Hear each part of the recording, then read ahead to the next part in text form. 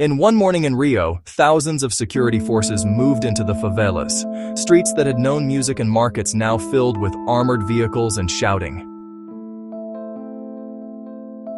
What happened next rewrote the rules of Brazil's war on crime. From prison cell beginnings in the 1970s to trafficking routes across the Amazon and beyond, this is a gang that grew into a cartel. Its reach, its profits, the lives caught in its crossfire. The numbers keep getting bigger. Was the government's response a necessary show of force or a catastrophe that punished whole communities? Tell us what you think. We'll return to this question with evidence at the end of the video.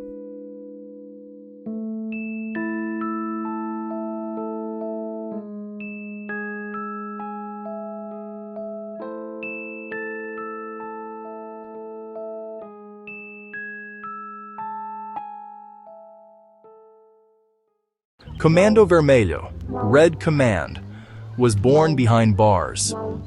In the 1970s, inmates at Cândido Mendes prison banded together for survival and protection. What started as a prison alliance with political echoes turned into something far darker, a criminal network that would escape the walls and claim territories.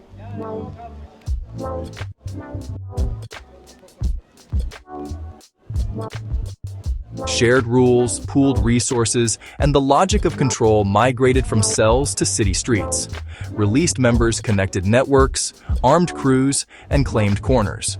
By the late 20th century, the name CV meant taxes on the local economy and punishment for those who resisted.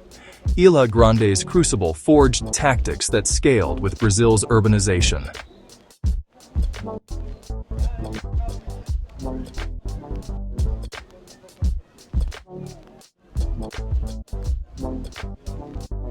From a remote island prison, the Red Command learned to out-organize the state in places the state barely touched.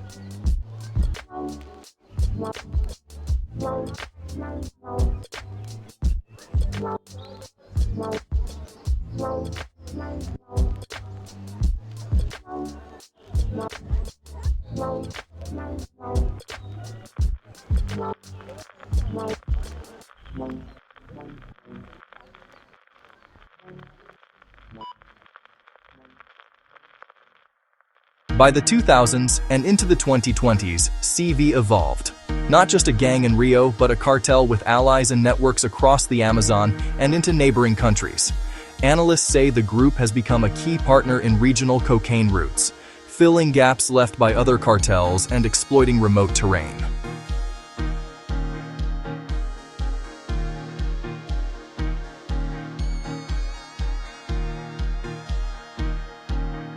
Remote runways and river towns became pivots, less policed, more profitable. From the jungle to state capitals, logistics stitched together. Boats, bikes, planes, couriers.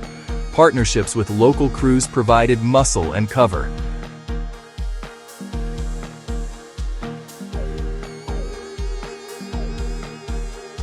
Their expansion into the Amazon changed both the market and the conflict map.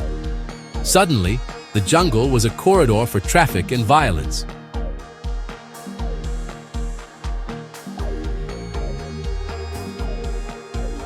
States tried to interdict, the routes rerouted. Pressure in one area pushed flow to another. Local economies bent around the trade, some dependent, many coerced.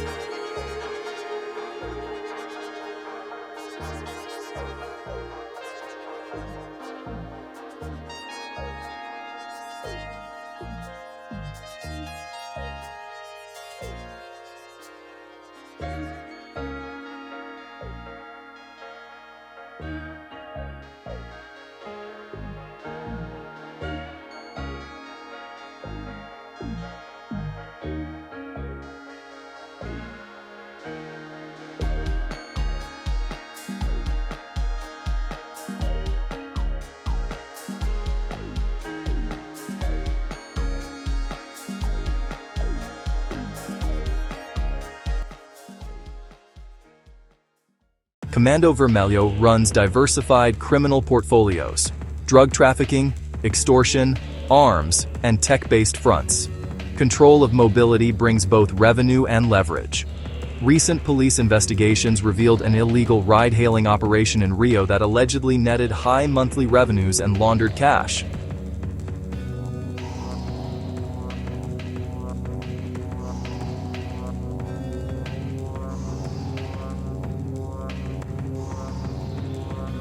Cocaine remains the core export, enabling partnerships and wholesale margins.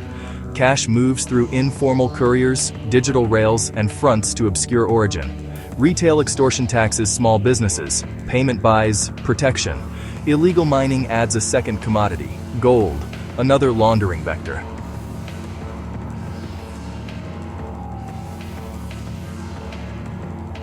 Fleet control and dispatch hubs enforce compliance and debt.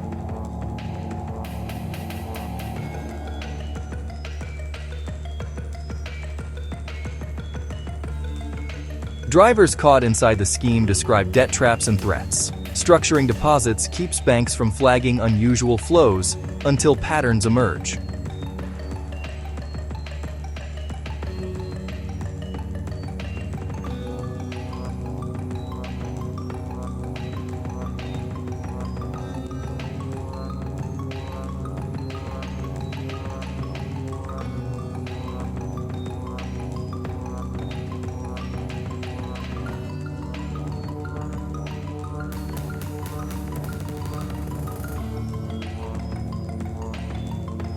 Accounting disguises, yet the patterns tell a story of centralized control and enforced franchise.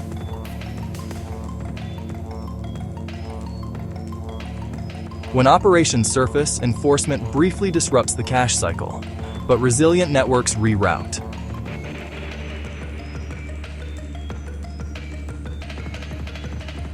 Arms trade underwrites coercion, the cost center that protects revenue centers.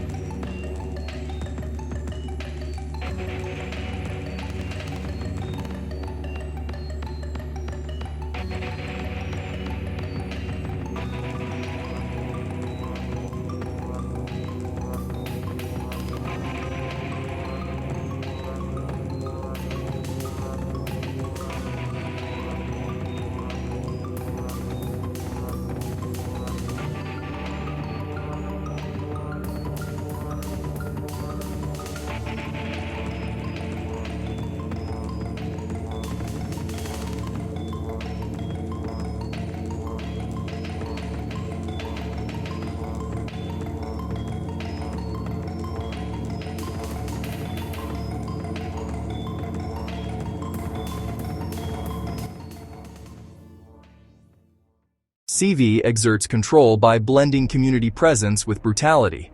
Control of transport, local markets, and illicit mining provides cash and leverage.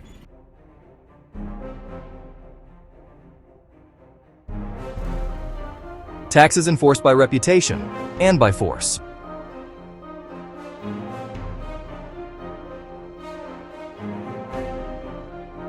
Beyond cities, sophisticated logistics cross borders, river barges, back roads, safe houses.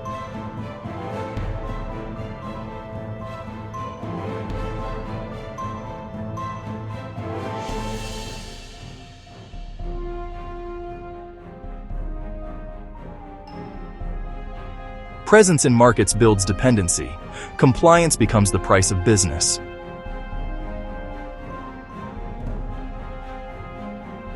Across borders, cooperation with other groups trades routes for safe passage.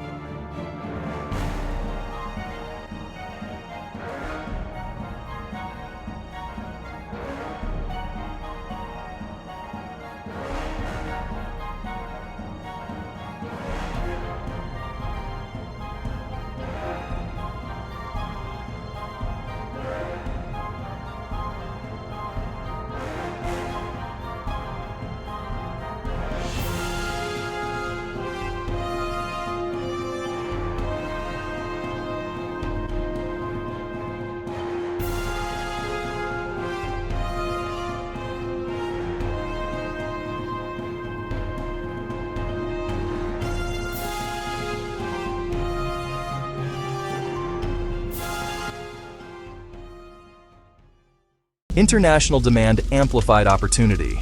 Investigations find CV-linked shipments flowing north toward Europe, making the group not only a local menace but a player in global trafficking.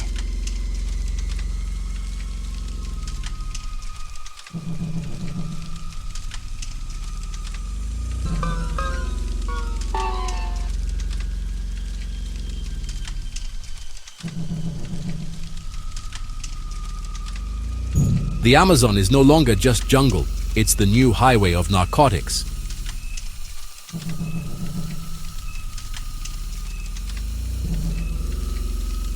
European cases point back to Brazilian and Amazonian nodes.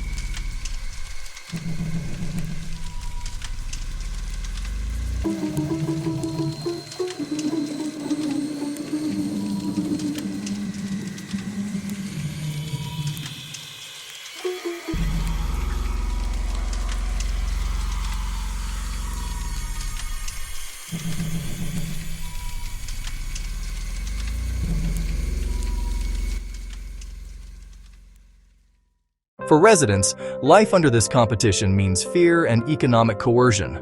Businesses closed, children kept home, and distrust for both gangs and the state.